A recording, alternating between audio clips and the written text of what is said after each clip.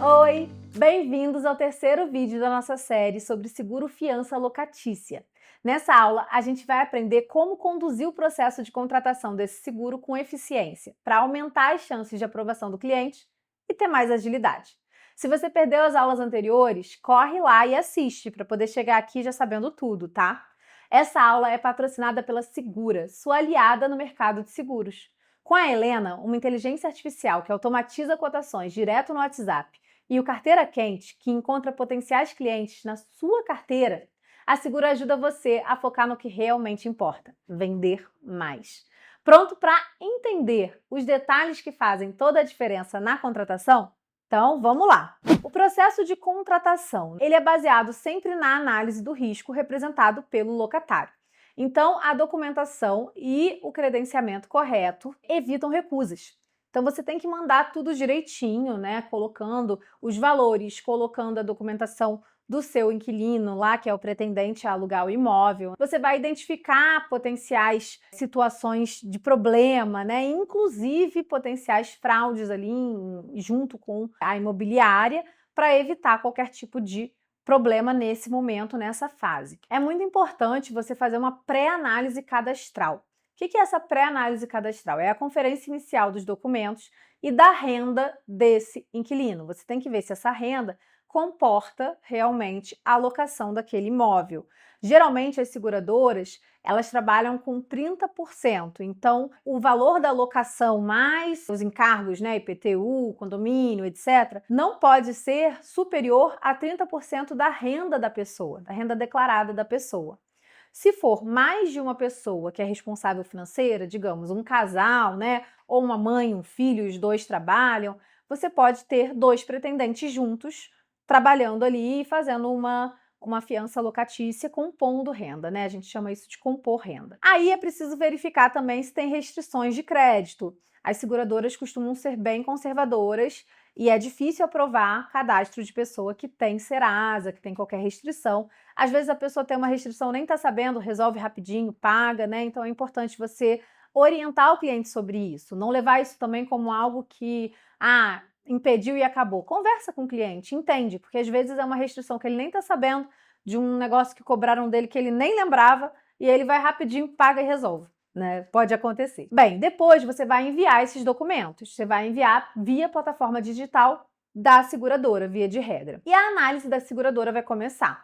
Então, ela vai fazer uma avaliação financeira e do perfil de risco do cliente. Para alguns casos, já existe uma pré-análise, uma pré-aprovação, já vai automático. Em outros não, precisa realmente que a equipe da seguradora analise. E aí você vai comprovar, vai fazer um dossiê de documentos que comprova a renda de acordo com o perfil da pessoa. Então, se você está falando de uma pessoa para um imóvel residencial que é profissional liberal, você vai ver direitinho lá que você vai ter que mandar o último imposto de renda, vai ter que mandar extrato bancário dos últimos 3 meses, por exemplo.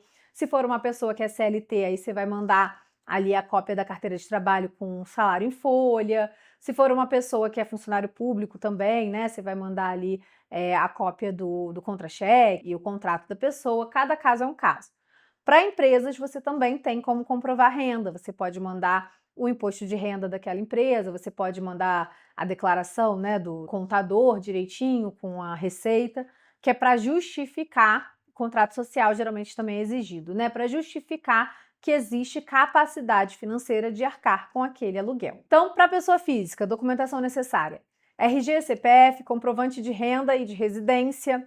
Para a pessoa jurídica, contrato social, balanço patrimonial, endereço, comprovante, né, de endereço. Para ambos, o laudo de vistoria inicial do imóvel é essencial. Algumas boas práticas na contratação é verificar a compatibilidade entre a renda e o aluguel, então essa questão de que geralmente é até 30% da renda mensal, né? Se o aluguel mais encargos ultrapassar 30%, é importante que haja alguém que vá compor renda ali, ou realmente aquela pessoa dificilmente vai ser aprovada pela seguradora. É importante reforçar a importância do contrato de locação ser claro, detalhado sobre alguns aspectos como multa, índice de reajuste, vistoria, ter a vistoria bem feita, né? O estado do imóvel, isso tudo em parceria com a imobiliária você vai compondo, né? E explicar ao cliente a importância de fornecer informações verídicas para evitar recusas. Sobre a composição de renda, a gente consegue compor renda e aceitar mais de um responsável financeiro na fiança locatícia. Essa situação é muito comum de acontecer, tá? Não é raro, e você só precisa então colocar a documentação de todo mundo que vai compor aquela renda ali para poder chegar no valor necessário.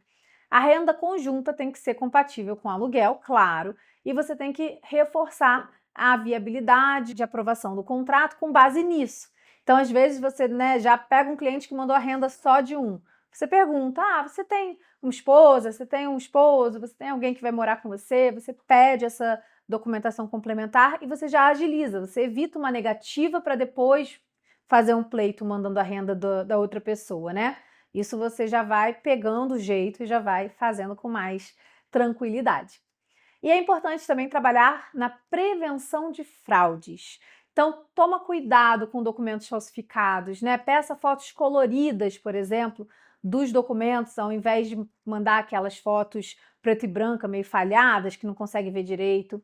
Se tiver documento com QR Code, que cada vez é mais comum, pede também, então aquela CNH digital que já vem o QR Code, enfim, outros também. É importante identificar se não tem nenhum laranja, né? Ali, se o pretendente ao seguro vai mesmo morar naquele imóvel ou se ele está botando outra pessoa para depois ele não dar conta de pagar. Então é importante olhar isso. O uso das ferramentas digitais como a biometria. Então algumas seguradoras hoje já fazem o uso da biometria, da identificação, reconhecimento facial, né?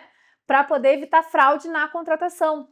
Então o seu cliente tem uma etapa final onde ele aceita tal e faz a biometria. Isso tudo é para ajudar você, o seu segurado, o seu cliente que está ali alugando o imóvel dele, né? Todo mundo fica mais tranquilo e respaldado com essas ferramentas que as seguradoras hoje fornecem. E algumas dúvidas comuns. Por que alguns cadastros são recusados, né? Essa é uma dúvida muito comum.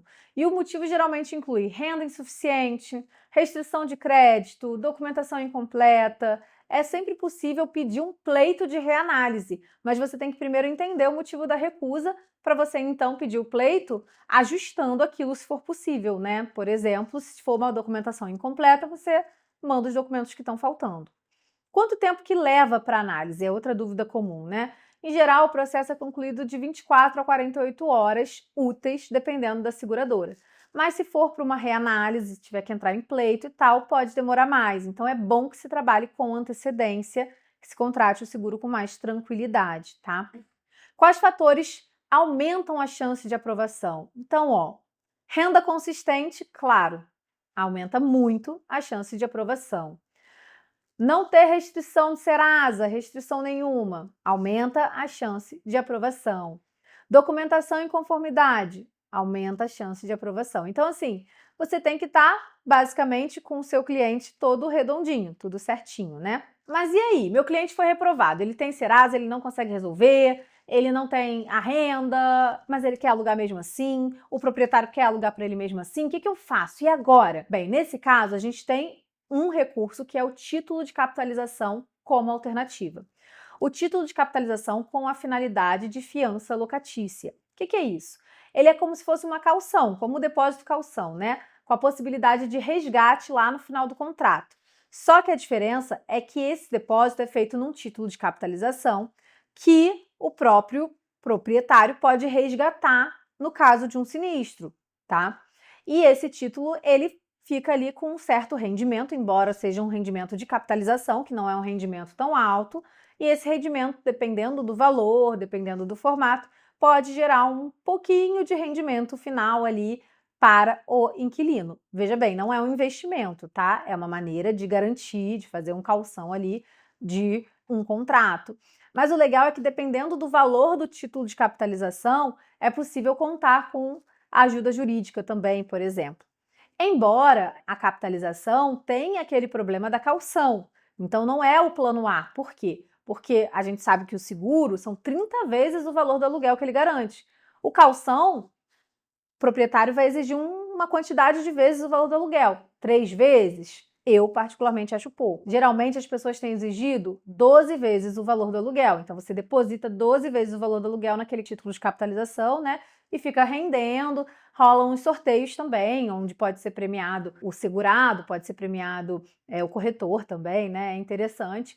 Mas é uma alternativa viável para os inquilinos que têm algum tipo de problema, que não têm histórico de crédito sólido e que precisam apresentar ali uma garantia, tá? Ele agrega segurança ao locador e mantém o processo de locação viável. Bem, nas próximas aulas a gente vai falar de estratégias de comercialização e de pós-vendas, sinistros e renovações.